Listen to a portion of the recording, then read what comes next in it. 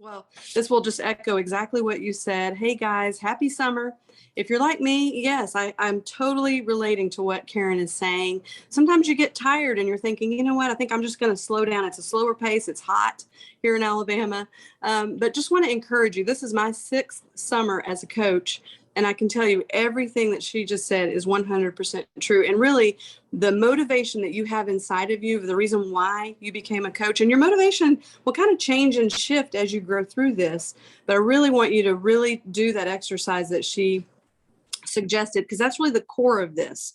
We can give you all the action steps, thank the likes, reach out to this person, do this, all these things.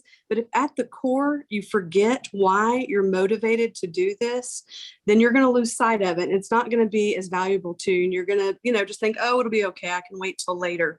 And then I'm going to give you a couple of of ways that you can stay motivated. There's really 2 different things that really motivate people. And so I want to share those. But just wanted to remind you that money doesn't buy happiness, but it does buy options, just like Karen said. No matter what your options are. For me, I have a very practical example. This week, we went to the vet just for a what I thought, normal visit with my pets to get their annual shots. Wayne even asked before, how much is this going to be? And oh, yeah, sure. Okay. We get out of the vet. It was $704 because one had an ear infection, another one had a skin condition. I'm like, oh my gosh.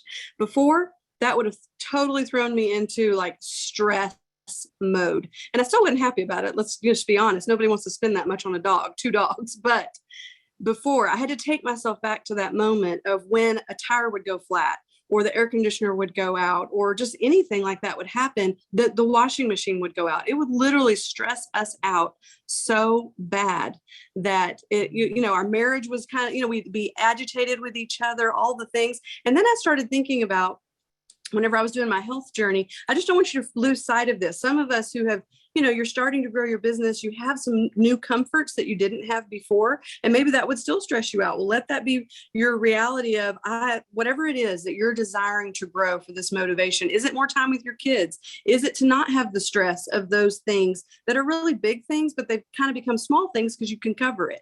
That if that's what motivates you, if it's, working your way out of a job, if it's purpose, all the things that we say about coaching, whatever it is, write it down and really just ask yourself, why am I motivated? If you don't take this moment for yourself, and in the summer with kids at home, luckily I'm an empty nester, praise you, Jesus. But if you have littles all over you in the morning, get up an hour earlier. I actually started getting up at 4:30 a.m. I'm not a morning person, and I don't even have the excuse of having little kids, but I just need a moment to have silence where there's no pets bugging me, no husband talking to me, any of the things. And I really have found that gives me a moment to really concentrate and focus my day. So when she was saying schedule your day, I totally, agree with that. But healthy finances free up space in your brain, just like when you went to your closet. So let's all think back. If you had a health journey, and I just was thinking about this the other day, I used to spend so much time standing in my closet and thinking, oh my gosh, what am I going to wear to this lunch with the girls I haven't seen in 6 months? Or, it would just stress me out if there's a wedding coming up in the summer. I would stress about it because I just knew that meant going shopping and not finding anything that I liked. And those little things really do work on our psyche and our, just our motivation and everything. But as you started to get healthy, I realized I have all that brain space just totally freed up from any of that now. That doesn't even cross my mind anymore. Now it's kind of fun to go find a dress for convention, and all the things. But just wanted to remind you that this also can be in your business, as far as where do you want that headspace to be freed up? Is it extra finances? And if it is, let's all just be real. We all say it's not about the money, but let's be honest. It is about the money because each dollar is tied to a life. So there's the purpose behind it, but also it gives you options. It gives you the options to go on vacation and all that. So I'm going to give you 2 quick ways that you can stay motivated. There's 2 different methods. And ask yourself this, are you a carrot person? Do you need something dangling out there? That's me, totally. When we first started coaching and they said I might be able to earn a trip, I was like, I'm all about it. And I leaned in. I realized I am a carrot person. So even this FIBC trip, for those of you, maybe that's what's dangling. You're like, yes, I'm going to work hard toward it. Or are you a stick person? Are you a person that needs punishment if something doesn't happen? This is Wayne Pendle. And we realized this when we went to Hawaii. Megan was talking about her having to give up her Jeep, sell her Jeep was going to be her punishment that she loves. It's custom made. It's hot pink. It's beautiful. If she didn't finish her book on time, that's what she gave herself, a stick. And that's what that's called. Well, Wayne's is, and I'll share it with you guys, but if we don't reach a certain income that we need to make, his mother has to move in with us.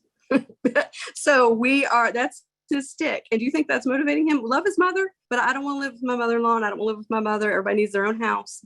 And we're helping her monthly. So it's like, we don't make that certain amount of money, then our stick is his stick, which I'm going to be real mad if he doesn't reach it, is that he has to earn enough, to not have to pay that. So anyway, just ask yourself those simple things. I'm out of time, but just wanted you to really dig in and take that moment and ask yourself, what is really motivating you? Because that's what this is all about.